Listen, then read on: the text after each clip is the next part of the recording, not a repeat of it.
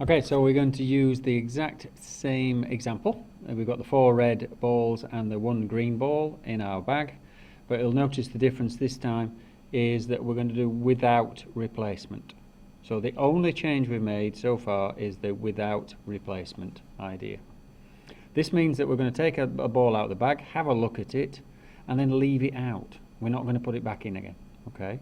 So now this is obviously going to be the first pick will affect the second pick. All right. Notice that the tree diagram is identical.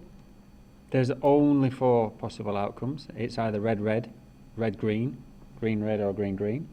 So the picture looks the same. However, the probabilities are slightly different. So let's look at the first pick. What's the chance of getting a red? Correct. 4/5, and a green, 1/5. Now, this is where things change slightly. If I go down the red branch here, if I go down this branch here, this tells me that I've picked a red ball. So I've picked it, and I've not placed it back in again. So now, what happens is, that's what the ball in the bag looked like.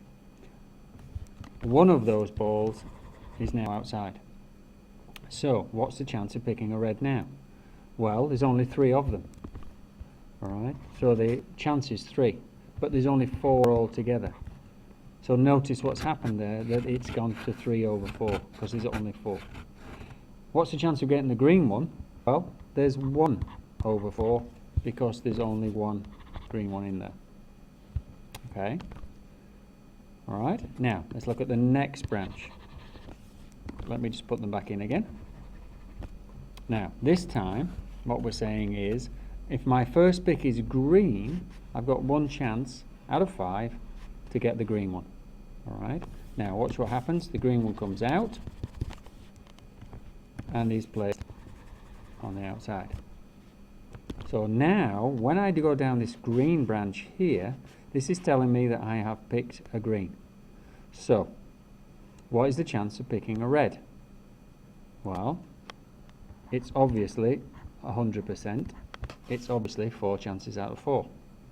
What's the chances of picking a green one? Well, there's no green ones in there. So there's no chances out of 4, or simply 0. Okay.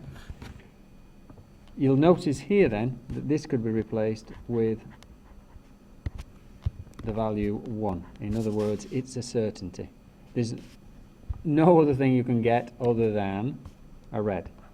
This part down on this branch could be replaced with 0/4, which is the same as 0. In other words, there's no chance of getting it. Alright? So now, all we're going to do is fill in the same questions. We're going to ask the same questions and fill in the corresponding numbers now. So, probability of 2 reds. Again, we're going to follow the branches down, the red, and then red again. So this time, we've got 4 chances out of 5 in our first pick, and times 3 chances out of 4 in our second pick. The 4 and the 4 will cancel each other out, which gives us 3 chances in 5. Alright, let me see if I can erase this without doing too much damage. Go away. Go away. Okay. Alright, the second question we asked was different colours.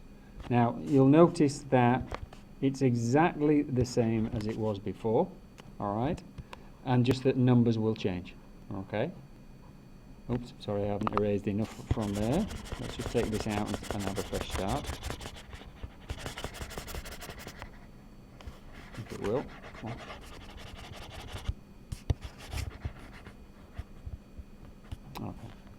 Right, so we've still got the same possibilities. We've got red followed by green, and we've got green followed by red. Okay, and that's it.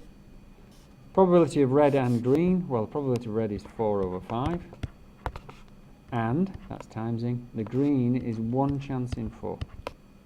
Or the probability of getting a green on the first is 1/5 times 1, which is the chance of getting the red.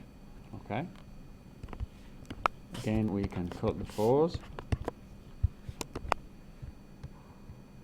And let's go with this. We've now got 1 times 1 is 1 over 5, which is 1 chance in 5, plus 1 lot of 1/5 is 1 chance in 5. Final answer, 2 chances in 5. There you go.